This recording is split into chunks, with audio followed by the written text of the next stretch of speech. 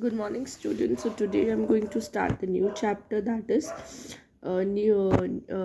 chapter number sources of water.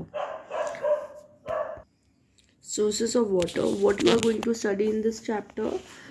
Sources of water, how water reaches us our home, and preventing water pollution. Okay, so what is the most precious gift of Mother Nature? We cannot imagine life without water. It is essential for sustenance of human beings, plants, and animals. There are various sources of water. Let us learn about some. Okay, so so basically, everyone knows that how water is so important for us. It is a precious gift from Mother Nature. Mother Nature ने हमें ये gift दिया है, and we cannot imagine our life without water. And we cannot even imagine our life without water.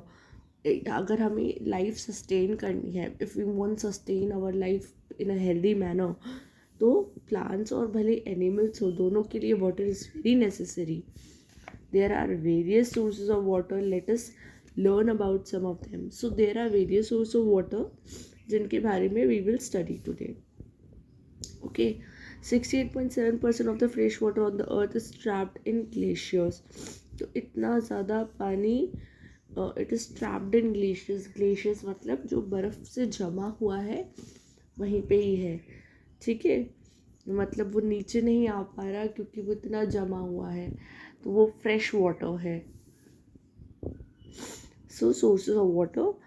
Rainwater is the primary source of water on the earth. It is considered to be the purest form of natural water. The rainwater gets collected in different water bodies like ponds, lakes, rivers and seas. ठीक है, सो rain water पहली बात तो primary source of water है अर्थ पे. ठीक है, इसको consider purest form of natural, मतलब नेचुरल फॉर्म में आया जाता है. Like water, rain water gets collected. जो रेन वाटर होता है वो कलेक्ट होता है वाटर बॉडीज़ में, जैसे पॉन्ड्स हो गया, लेक्स हो गया, रिवर्स हो गया, यहाँ सब पे कलेक्ट होता है. Okay, now first ground water. During rainfall, the water that falls on the earth seeps through the soil until it reaches the layer of the hard rock. The water gets collected here and it is called groundwater.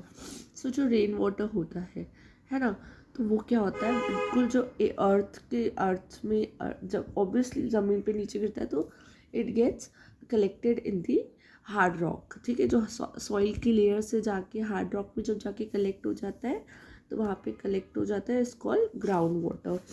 Having pass through many layers, बहुत सारी layers से पास होके the water is fully filtered. ठीक है, तो ये जो water होता है पूरी पूरी तरह फिल्टर होता है. It is free from dust. इसमें ना कोई डस्ट होता है ना हार्मफुल जर्म्स होते हैं. इस क्लीन और क्लीन भी होता है, safe for drinking. It may contain some sand particles. इसमें हो सकता है कि सैंड पार्टिकल्स कंटेन हो which can be filtered out easily. ठीक है, सैंड पार्टिकल्स हो सकते हैं इसमें हो और उससे भी फिल्टर किया जा सकता है. Ground water can be available by various method. तो ग्राउंड वाटर जो sorry I am extremely sorry students, it's ground water. Ground water can be available by various method. तो जो ग्राउंड वाटर है बहुत सारे मेथड से कलेक्ट किया जा सकता है. वेल, ठीक है, well are one of the oldest means of extracting ground water.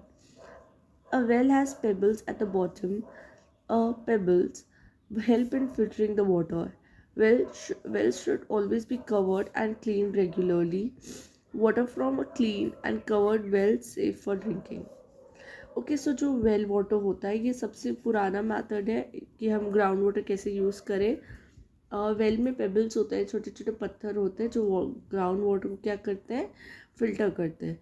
तो well should always be covered and clean regularly. तो जो वेल होता है उसको हमेशा कवर और क्लीन रखना चाहिए regularly. Water from a clean and covered. तो जो अगर वो क्लीन और कवर्ड होगा तो ही वो सेफ़ है ड्रिंकिंग के लिए. Now we have hand pumps.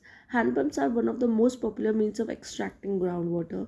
The pipe should be sunk in deep in the ground if we have to get pure water.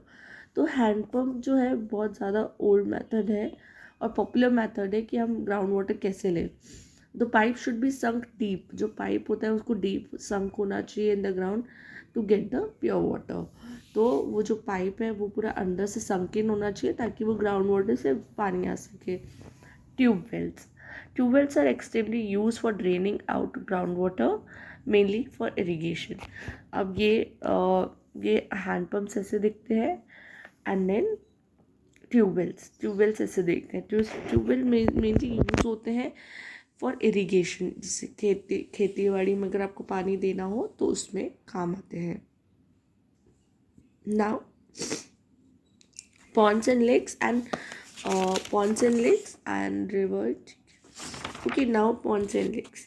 So we will learn ponds and lakes in different video and in the second part of this video. So have a nice day everyone.